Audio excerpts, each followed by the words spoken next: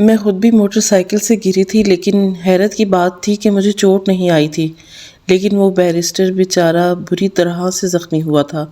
اس کے سر سے خون بہنے لگا تھا، کوہنیوں پر رگڑیں اور گھٹنے پہ چوٹ آئی تھی، لیکن وہ پھر بھی مجھ سے پوچھ رہا تھا کہ روحا، آپ تو ٹھیک ہے نا؟ میں نے کہا کہ میں ٹھیک ہوں، لیکن آپ کو تو بہت زیادہ چوٹیں آئی ہیں۔ اس نے اپنی موٹر سائیکل کھڑی کر کے، جو کہ اب چلنے کے قابل نہیں رہی تھی، وہیں پاس موجود میکینک کو اس نے اپنا ویسپا پکڑایا اور میں نے کہا کہ آپ کو ڈاکٹر کے پاس جانا چاہیے۔ تو وہ کہنے لگا، ارے نہیں، زیادہ نہیں لگی۔ پھر اس نے جیب سے رومال نکال کر اپنے ماتھے پر رکھ لیا۔ اس کا کافی خون بہہ رہا تھا۔ پھر میرا ہاتھ پکڑ کر سامنے آتے ہوئے رکشے کو روکا۔ پورا کوٹ اس کا مٹی سے بھر گیا تھا، لیکن میں جانتی تھی یہ ابھی شروعات ہے۔ اب میری نحوست اس وکیل پر بھی شروع ہو چکی تھی۔ اس نے رکشے کو روک کر مجھے بٹھا دیا اور خود بھی میرے برابر میں آ کر بیٹھ گیا۔ پھر اپنے گھر کا پتہ اسے بتانے لگا۔ کچھ ہی دیر میں ایک چھوٹے سے علاقے میں ایک چھوٹے سے گھر کے سامنے وہ رکشہ کھڑا ہو گیا۔ پھر اس نے تالا کھولا۔ میں نے کہا کہ آپ کے گھر میں آپ کے علاوہ کوئی نہیں رہتا؟ تو وہ کہنے لگا کہ ہے نا، میری بیوی۔ میں نے کہا، تو کیا آپ سے تالے میں بند رکھتے ہیں؟ تو کیا وہ شادی شدہ تھا؟ ہاں، ہو سکتا تھا۔ اگر شادی شدہ تھا تو مجھ سے شادی کیوں کی؟ شاید اپنی بات کو ثابت کرنے کے لیے کی ہوگی۔ میں یہی سوچ رہی تھی کہ وہ مسکرا کر کہنے لگا کہ تم ہو نا؟ میں نے کہا میں۔ وہ کہنے لگا کہ کیا نہیں ہو تم؟ میں نے نظریں چرا لی۔ جب میں گھر کے اندر آئی تو چھوٹا سا صحن تھا اور 2 کمرے تھے۔ بس چھوٹا سا ہی گھر تھا۔ مجھے تو لگا تھا کہ وکیل ہے، ایک اچھے پوش علاقے میں رہتا ہوگا، گھر بھی بڑا ہوگا، لیکن یہ تو سیمنٹ کا فرش تھا۔ میں نے کہا، آپ تو بہت بڑے وکیل ہیں اور آپ کا گھر تو دیکھنے میں چھوٹا سا ہے۔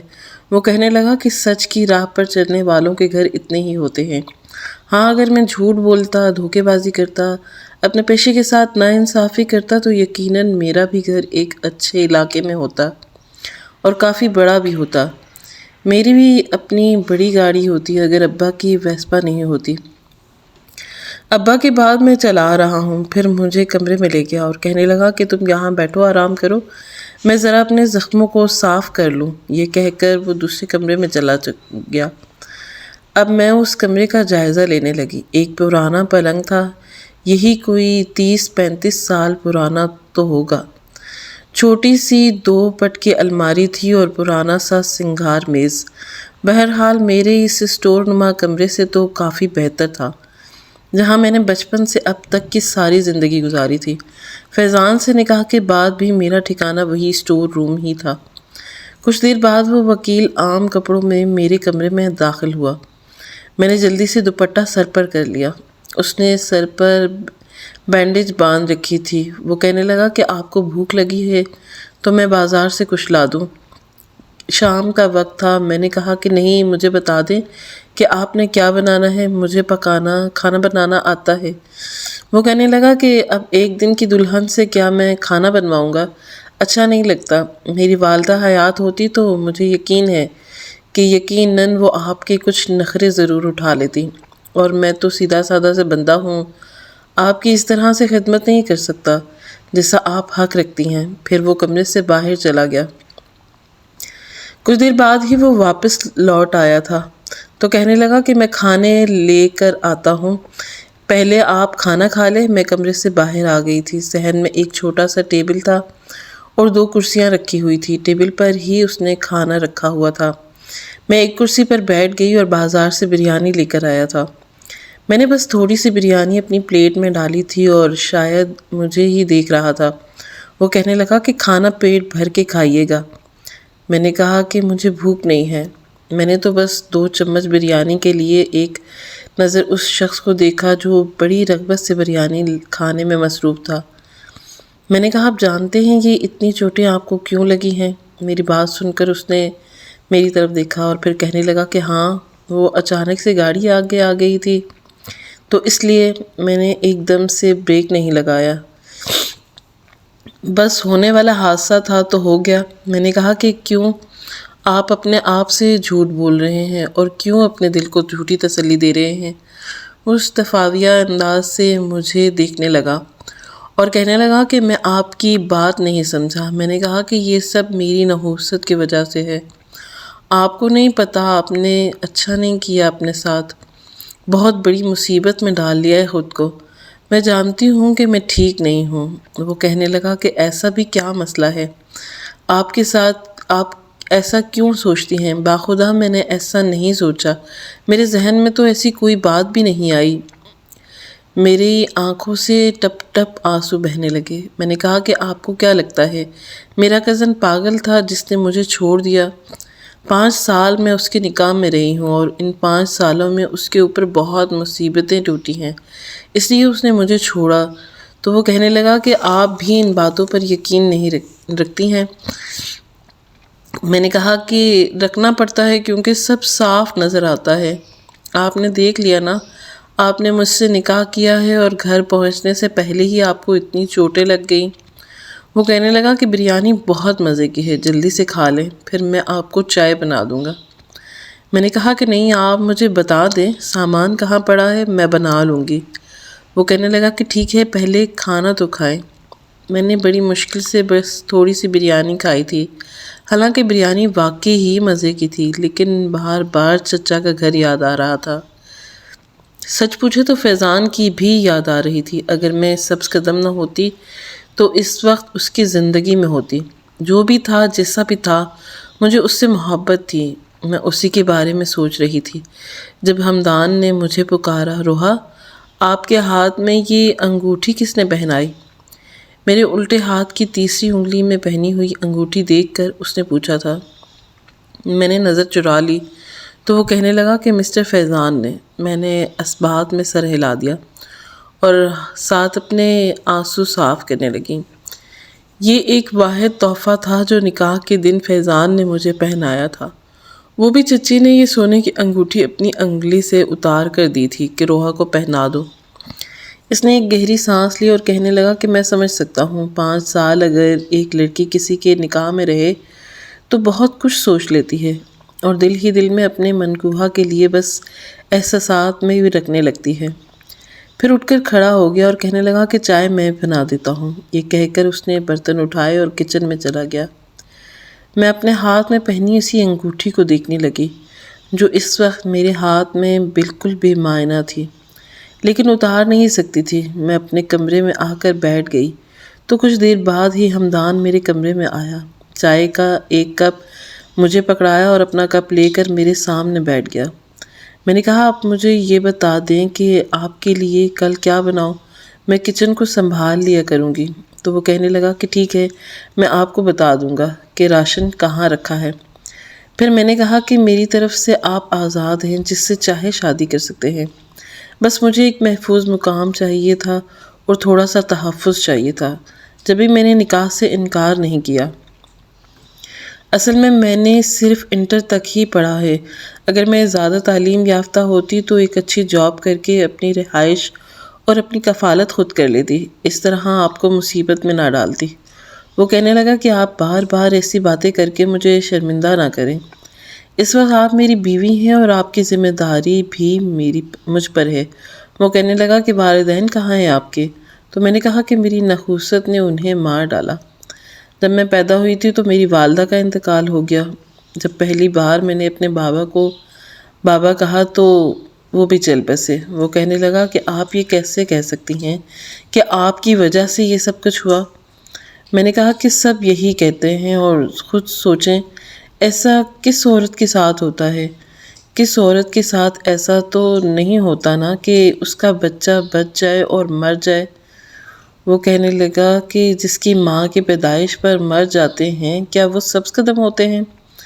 میں نے کہا کہ اور بھی بہت کچھ ہوا ہے۔ آپ کو پتہ ہے، میری پھپھو ایک بار مجھے اپنے ساتھ لے گئی تھی دوسرے شہر، لیکن جیسے ہی لے کر گئیں تو ان کے گھر کے کمرے کی چھت گر گئی۔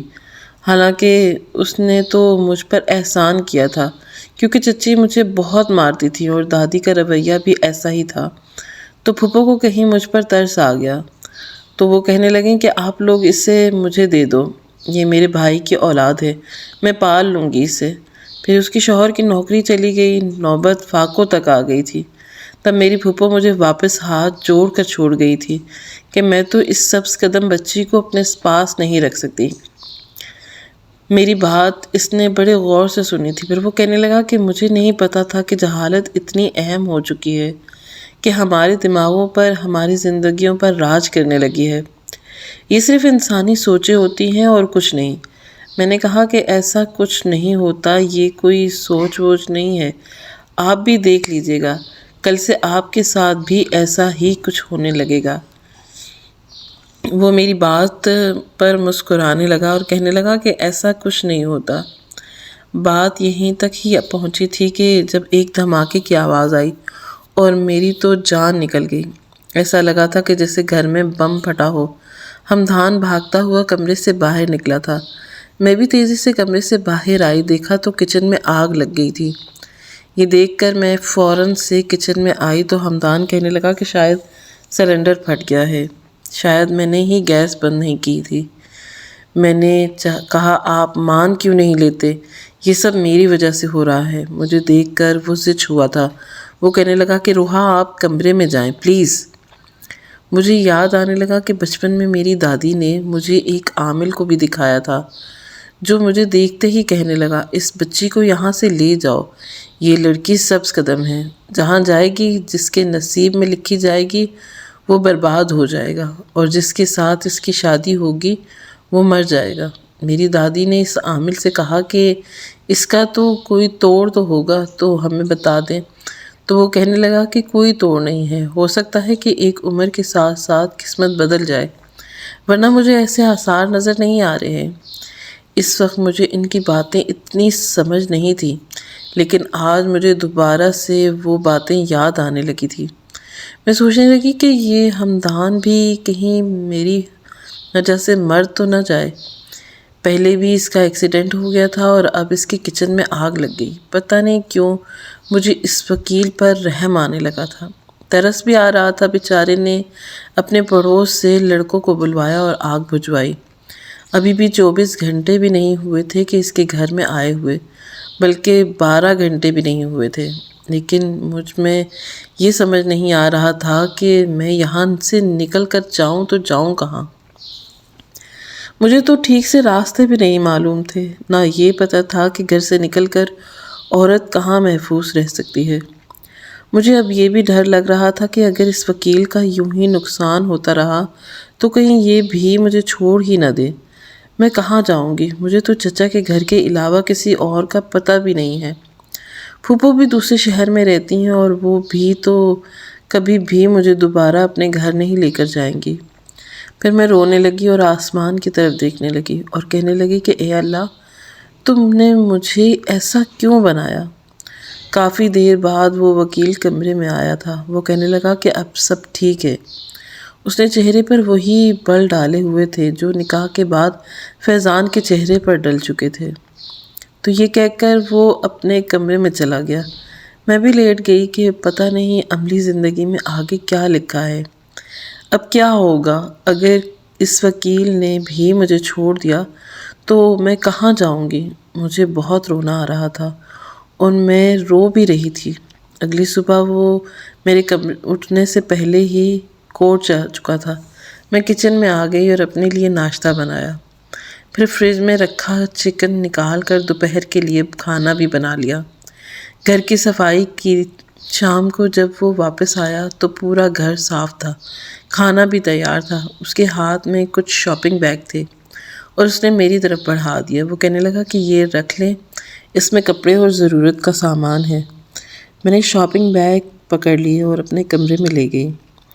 اس میں کچھ عام کپڑے تھے اور کچھ فینسی بھی، چوڑیاں تھیں، میک اپ بھی تھا۔ پہلی بار نئے کپڑے میں نے دیکھے تھے جو کہ میرے لیے آئے تھے، ورنہ ابھی تک میں نے صرف روبینہ کی ہی اترن پہنی تھی۔ میں بے حد خوش تھی، وہ بہت اچھا انسان تھا۔ جب وہ کمرے میں آیا تو میں ایک ایک چیز کو دیکھ رہی تھی۔ میرے چہرے پر پھیلی مسکراہٹ کو دیکھ کر وہ بھی مسکرانے لگا۔ وہ کہنے لگا کہ مجھے خواتین کی شاپنگ کا اتنا آئیڈیا نہیں ہے، اس لیے جو بھی سمجھ آیا وہ میں نے خرید لیا۔ میں نے کہا کہ سب کچھ بہت اچھا ہے، آپ کا بہت بہت شکریہ۔ تو وہ کہنے لگا کہ کیسا شکریہ؟ میں نے کہا کہ آپ نے مجھے اتنے اچھے کپڑے لا کر دیے، اس بات کا شکریہ۔ وہ کہنے لگا کہ یہ میرا فرض ہے۔ میں نے کہا کہ آپ کو پتہ ہے پہلی بار میں نیا جوڑا پہنوں گی۔ میں اس سے خوش ہو کر بتا رہی تھی، وہ پتہ نہیں کیوں بتا رہی تھی۔ وہ کہنے لگا کہ میں سمجھا نہیں۔ میں نے کہا کہ میں نے آج تک اپنے چچا کی بیٹی کے پرانے ہی کپڑے پہنے ہیں، مجھے نہیں پتا کہ نئے کپڑے کیا ہوتے ہیں، یہاں تک کہ چچی نے کبھی عید پر بھی مجھے نیا جوڑا نہیں لے کر دیا، اور آپ کو پتہ ہے نکاح پر بھی میں نے روبینہ کی ہی پرانی میکسی پہنی تھی۔ یہ جو انگوٹھی ہے نا، یہ بھی چچی کے ہاتھ کی تھی، انہوں نے ہی فیضان کو کہا تھا کہ اسے پہنا دو، تو اس نے پہنا دی۔ حمدان نے میرے ہاتھ پکڑ لیا اور وہ انگوٹھی غور سے دیکھنے لگا۔ وہ کہنے لگا کہ آپ کے نزدیک اس انگوٹھی کی کیا اہمیت ہے؟ میں نے کہا کہ کچھ بھی نہیں۔ تو وہ کہنے لگا کہ پھر اسے اتار کیوں نہیں دیتی؟ میں نے کہا کہ سونے کی ہے، کہیں گم نہ ہو جائے۔ میری بات سن کر وہ ہنسنے لگا اور کہنے لگا کہ اسے انگلی میں پہننے کا بس یہی مقصد ہے کہ یہ سونے کی ہے، کہیں گم نہ ہو جائے۔ میں نے کہا کہ وہ اور کیا وجہ ہو سکتی ہے؟ ظاہر سی بات ہے آپ کے سامنے ہے کہ سونا کتنا مہنگا ہو گیا ہے۔ تو وہ کہنے لگا اسے اتار دیں پلیز، مجھے یہ آپ کے ہاتھ پر اب اچھی نہیں لگ رہی، بلکہ بہت بری لگ رہی ہے۔ میں نے کہا وہ کیوں؟ تو وہ کہنے لگا کہ اس لیے کہ یہ آپ کو فیضان نے پہنائی ہے۔ پتہ نہیں اس کے لہجے میں کیا تھا کہ میں چپ سی ہو گئی۔ وہ کہنے لگا میں چاہتا ہوں کہ روحا اسے آپ خود اتاریں۔ میں نے جھجکتے ہوئے وہ انگوٹھی اتار کر اس کی طرف بڑھا دی۔ وہ کہنے لگا کہ مجھے اس کی ضرورت نہیں ہے، آپ سے سامنے دراز میں رکھ دیں۔ میں نے اٹھ کر ڈریسنگ ٹیبل کے دراز میں رکھ دی۔ میرے لائے ہوئے کپڑوں میں سے اس نے فینسی سوٹ مجھے نکال کر دیا اور کہنے لگا کہ اسے پہن لیجیے، چوڑیاں، میک اپ، سب کچھ موجود ہے، آپ سب پہن کر تیار ہو جائیے گا۔ میں نے کہا وہ کیوں؟ کیا ہم کسی شادی پر جا رہے ہیں؟ تو میری بات سن کر وہ کہنے لگا کہ نہیں، اپنی شادی منانی ہے اس لیے۔ اس کی بات سن کر میں بری طرح سے گھبرا گئی تھی۔ وہ مسکراتا ہوا کمرے سے باہر چلا گیا اور میرا دل زور زور سے دھڑک رہا تھا۔ میں ویسے کی ویسے ہی بیٹھی رہی۔ تقریباً 1 گھنٹے بعد جب وہ کمرے میں آیا، سب کچھ ویسے ہی بیڈ پر بکھرا ہوا تھا، میں بھی اسی پرانے حلیے میں تھی۔ وہ کہنے لگا کہ روحا آپ ابھی تک تیار نہیں ہوئیں اور یہ سب کچھ ایسے ہی کیوں بکھرا ہوا ہے؟ میں نے کہا کہ دیکھیں بیرسٹر صاحب، وہ میرے پاس آ کر بیٹھ گیا اور کہنے لگا کہ روحا جا کر تیار ہو جائے، باقی باتیں بعد میں کریں گے۔ میں اس کے ارادے اچھی طرح بھانپ کر جلدی سے اٹھی اور دوسرے کمرے میں جا کر خود کو بند کر لیا۔ کچھ دیر بعد ہی میرے کمرے کا دروازہ کھٹکا تھا۔ میں نے کہا آپ یہاں سے جائیں، میں دروازہ نہیں کھولوں گی، مجھے آپ کے ساتھ کوئی رشتہ قائم نہیں کرنا، پلیز۔ میں روتے ہوئے کہنے لگی تو وہ کہنے لگا کہ روحا یہ کیا بچپنا ہے، اچھا دروازہ تو کھولیں۔ میں نے کہا کہ نہیں، مجھے نہیں کھولنا۔ کچھ دیر وہ میری منت سماجت کرتا رہا، پھر شاید وہ تھک کر جا چکا تھا۔ میں بہت ڈر رہی تھی، میں نہیں چاہتی تھی کہ میری قربت اس کی جان لے لے۔ میں سبز قدم تھی، اگر وہ میرے ساتھ رشتہ قائم کرتا تو مر جاتا، اور میں نہیں چاہتی تھی کہ اسے کچھ ہو۔ صبح مجھے لگا وہ کچہری جا چکا ہوگا۔ جب میں کمرے سے باہر آئی اور کچن میں اپنے لیے ناشتہ بنانے لگی تو تب مجھے یہ لگا کہ میرے پیچھے کوئی کھڑا ہے۔ اس سے پہلے کہ میں پلٹتی وہ مجھے پیچھے سے اپنے حصار میں لے چکا تھا۔ میں پوری طرح سے ڈر گئی تھی۔ وہ کہنے لگا کہ میں ہوں روحا، اتنا ڈرنے یا گھبرانے کی ضرورت نہیں ہے۔ میں نے کہا حمدان پلیز مجھے چھوڑ دیں۔ وہ کہنے لگا کہ رات کو خود کو کمرے میں کیوں بند کر دیا تھا؟ تو یہ کہتے ہوئے وہ میری گردن پر اپنے لب رکھ چکا تھا۔ میری جان نکلی تھی۔ پھر وہ پیچھے ہٹ گیا۔ وہ کہنے لگا کہ 1 کپ چائے میرے لیے بھی بنا دو۔ میرا تو جسے اوپر کا سانس اوپر ہی رہ گیا اور میں اپنے پلٹ کر دیکھا تو کچن خالی تھا۔ میں نے جلدی سے اپنا ناشتہ ٹرے میں رکھا اور 1 چائے کا کپ وہیں رہنے دیا اور ٹرے اٹھا کر اسی کمرے میں آ گئی جہاں رات کو خود کو بند کر دیا تھا۔ اس کی بڑھتی ہوئی جسارتیں میرے اندر مزید خوف پیدا کر رہی تھیں۔ میں نے ٹرے بیڈ پر رکھی اور اپنے دوپٹے سے اپنے ماتھے پر آئے پسینے کو صاف کرنے لگی۔ پھر یہ سوچنے لگی کہ آخر اس شخص کو کیسے سمجھاؤں کہ وہ مر جائے گا، اور میں نہیں چاہتی تھی کہ اسے کچھ ہو۔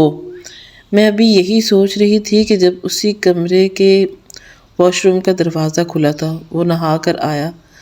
اس نے بنیان پہن رکھی تھی اور ساتھ میں ٹراؤزر۔ ٹری میں ایک کپ چائے کا دیکھ کر وہ کہنے لگا کہ تم میری چائے نہیں لائی؟ میں نے کہا کہ وہ کچن میں ہے۔ تو وہ کہنے لگا کہ اچھا، میں لے آتا ہوں۔ لیکن جب اس نے کمرے میں کنڈی یہ دیکھی تو سمجھ گیا کہ میں اس سے بچنے کے لیے اس کے کمرے میں آئی تھی۔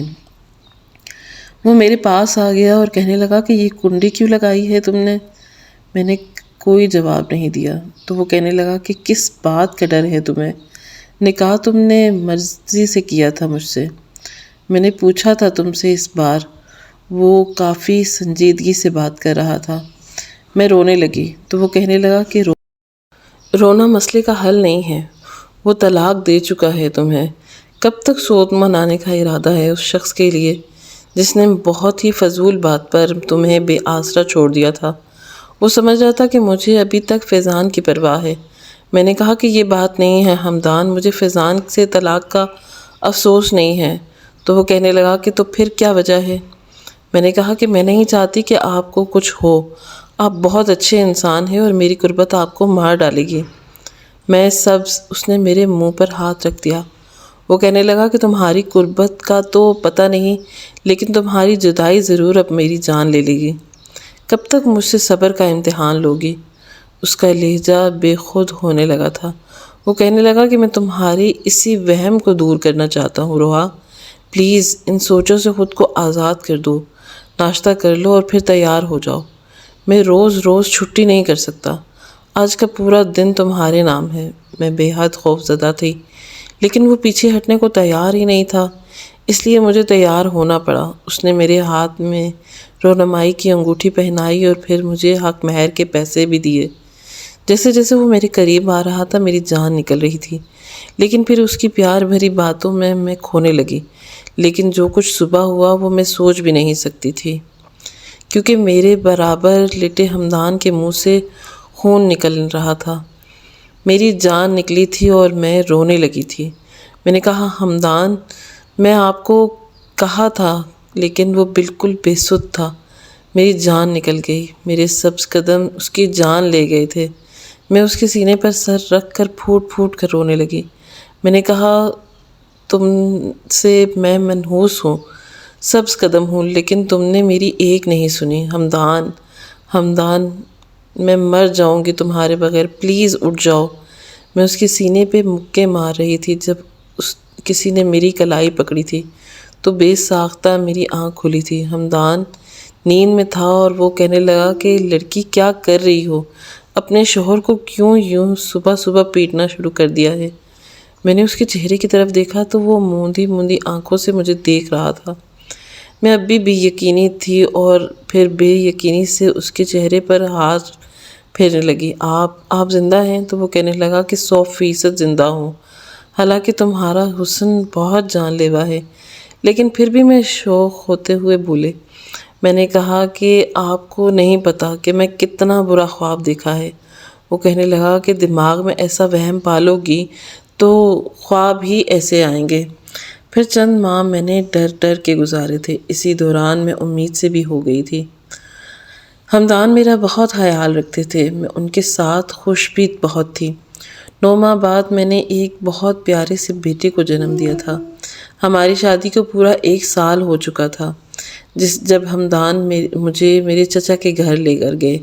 میں نے کہا کہ آپ مجھے یہاں کیوں لائے ہیں؟ تو وہ کہنے لگا کہ بس آخری بار لایا ہوں۔ دروازے پر دستک دی تو چاچی دروازہ کھولا۔ وہ کافی کمزور لگ رہی تھیں، مجھے دیکھ کر حیران تھیں، پھر مجھے گلے لگا کے رونے لگیں۔ وہ کہنے لگی کہ میں نے تمہارے ساتھ کبھی اچھا سلوک نہیں کیا تھا، مجھے معاف کر دو۔ میں نے کہا کہ چچی میں نے تو آپ سے کوئی شکایت نہیں کی۔ پھر وہ مجھے اندر لے گئیں جہاں ویل چیئر پر فیضان بیٹھا تھا اور ایک لڑکی اسے سیب کی پلیٹ پکڑا رہی تھی اور وہ کہہ رہا تھا کہ تم میرے لیے منحوس ثابت ہوئی ہو۔ میرے ستاروں کی گردش ابھی تک میرے لیے آزمائش ہی لا رہی ہے۔ اب میری ٹانگ ٹوٹ گئی اور میرے ساتھ نہ جانے کیا ہوگا۔ یہ کہتے ہوئے اس کی مجھ پر اور حمدان پر نظر پڑی تو وہ چپ سا ہو گیا۔ حمدان کہنے لگا، 1 سال ہو گیا ہے مسٹر فیضان، اور میں روحا کے ساتھ بہت خوش ہوں اور زندہ بھی ہوں، اور یہ میرا بیٹا ہے۔ وہ حیران حیران ہم تینوں کو دیکھ رہا تھا۔ حمدان کہنے لگا کہ جسے تم سبز قدم کہتے تھے وہ میرے لیے بہت لکی ثابت ہوئی ہے۔